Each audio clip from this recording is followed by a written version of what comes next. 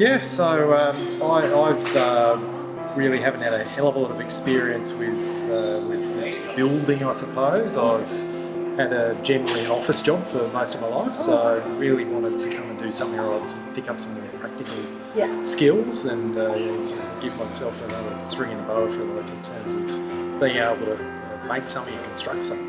Tiny homes have been used in a couple of spots in Australia as low-cost housing solutions. Yeah. So that got me really interested in terms of how difficult would it be to actually construct a tiny house and perhaps sort of make more of it in that regard in terms of it becoming a more accessible housing solution.